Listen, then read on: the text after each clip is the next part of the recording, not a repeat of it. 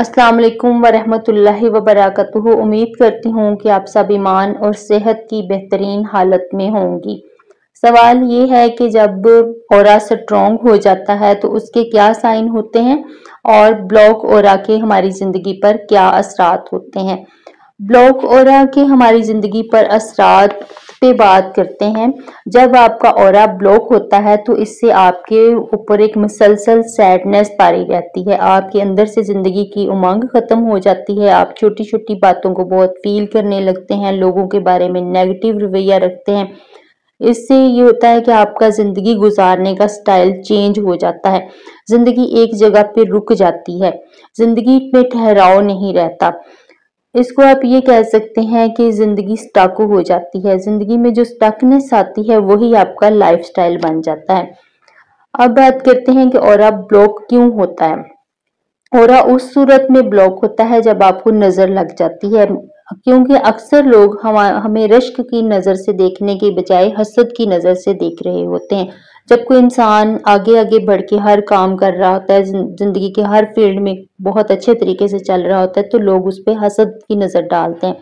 इस तरह से उसे नज़र लग जाती है, और नज़र ऐसी चीज़ है जो ऊंट को हांडी में पहुंचा देती है।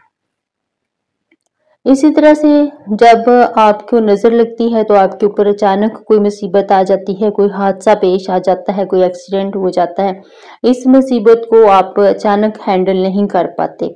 इस सूरत में आपका ऑरा आहिस्ता-आहिस्ता वीक होते-होते ब्लॉक हो जाता है। उस वक़्त हम अपने प्यारों की तरफ देख रहे होते हैं कि हमें इमोशनली हेल्प चाहिए होती है। उस वक़्त इमोशनली हेल्प बरवक़्त नहीं मिलती, क्योंकि लोगों को इस चीज़ की समझ नहीं आती कि अब इमोशनली ये बंदा लेक कर रहा है, बल्कि वो यही समझते हैं कि इसको तभी हेल्प की ज़रूरत है। वो डॉक्टर्स के पास ले जाएँगे, महँगे-महँगे डॉक्टर्स को दिखाएँगे, बाबों को दिखाने लग जाएँगे। तो इससे जो है वो ज़िंदगी और भी दुश्वार हो जाती है। उस सूरत में हम दूसरों की तरफ देखते-देखते थक जाते हैं और वो देखते रहते हैं कि लोग हमें थपकी दें, हम आगे बढ़ें, जबकि ऐसा नहीं होता। जब थोड़ी-सी ज़्यादा देर हो जाती है, बरवक़्त हेल्प नहीं मिलती, काफ़ी अरसा गुज़र जाता है, या फिर नॉर्मल रूटीन से हट के देर हो जाती है, तो हमारा ऑरा ब्लॉक हो जाता है। फिर आप एक सैडनेस की पोज़ीशन में, डिप्रेशन में चले जाते हैं, एंग्ज़ायटी में चले जाते हैं, नींद नहीं आती, कॉन्फिडेंस लूज़ हो जाता है, दूसरों पे एतबार नहीं रहता। और इस सूरत में आप इस हद तक चले जाते हैं कि आप ये समझने लगते हैं कि मेरी दुआ कबूल नहीं होती, मेरी दुआ कबूल नहीं होगी। ये एक वहम जो है वो मुसलसल आपके ज़हन में आ जाता है।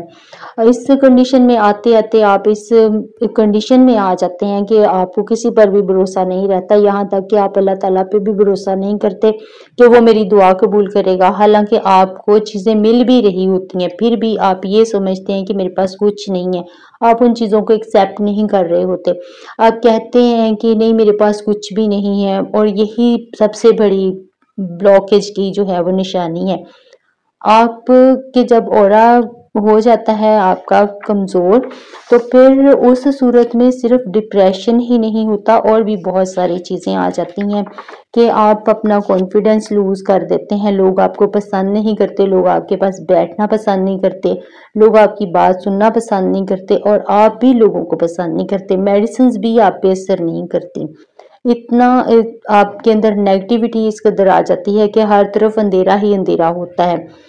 जब आपका ऑरा ओपन हो जाता है, जब आपका ऑरा ठीक हो जाता है, तो फिर आपके अंदर कॉन्फिडेंस आने लगता है, और आपकी लाइफ में हैप्पीनेस आने लगती है। आप खुश होते हैं, आप लोगों की बात सुनते हैं, आप लोगों से मिलना पसंद करते हैं, लोग आपसे मिलना पसंद करते हैं, लोग आपको सुनने लगते हैं।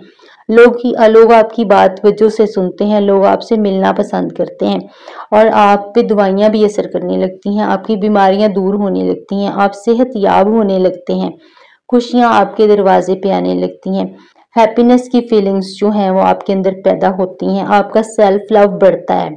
इस सूरत में आपका जो सेल्फ लव है वो बहुत ज़्यादा हो जाता है। इसके ऊपर मैं एक दोबारा ऑरा सीरीज़ भी बना रही हूँ, ताकि आप लोगों को दोबारा से इस नहज पे लाया जाए, थोड़ी-सी ऑरा एक्सरसाइज़ेज़ करवाई जाएँ, ताकि जो है वो हम इसको एक नए नज़रिए से देख सकें।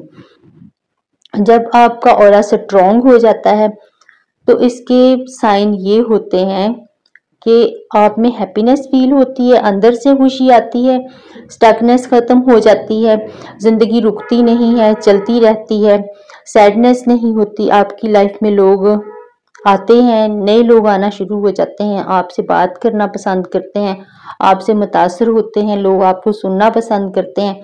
अगर आपके ऊपर छोटी मोटी प्रॉब्लम आ जाती है, कोई छोटा मोटा मसला आ जाता है तो वो जल्दी सॉल्व हो जाता है, क्योंकि क्राइसिस तो आते हैं ना जिंदगी में।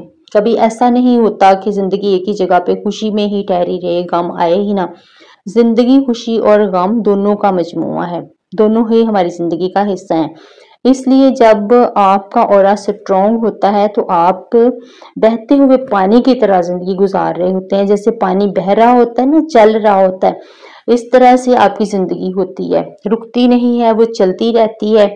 कभी सैडनेस आ जाएगी, कभी खुशी आ जाएगी, कभी गम आ जाएगा, कभी झगड़ा हो गया, कभी सुलह हो गई, ये चीजें चलती रहती हैं। अपने ऑरा को मजबूत करने के लिए आप हम क्या कर सकते हैं? अपने ऑरा को मजबूत करने के लिए हम रोजाना मंजिल पढ़ेंगे, सूरह रहमान पढ़ेंगे, कुरान डेली बेसिस पे 2 रुकू पढ़ें, नमाज को अपनी ज़िंदगी का हिस्सा बनाएं, फ़राइज़ नमाज जो है वो पूरी फ़र्ज़ नमाजें पढ़ें और उनके भी फ़राइज़ पढ़ लें। अगर आप पूरी नमाज नहीं पढ़ सकते, सिर्फ फ़र्ज़ पढ़ लें, जितने भी फ़र्ज़ हैं सुनते छोड़ दें पहले, उसके बाद आहिस्ता आहिस्ता हैबिचुअल हो जाएंगे, फिर आप पढ़ने लगेंगे आहिस्ता आहिस्ता।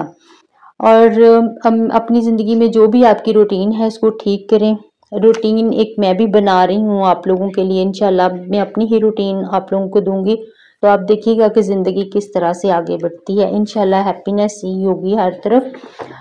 तो जब हम देखते हैं कि हम ऑरा पे काम कर रहे हैं तो हमें ऑरा के लिए अपनी एक्सरसाइजेज, ऑरा एक्सरसाइजेज, कोई भी मेडिटेशन जो आप कर रहे हैं डेली लाइफ में उसको शामिल कीजिए।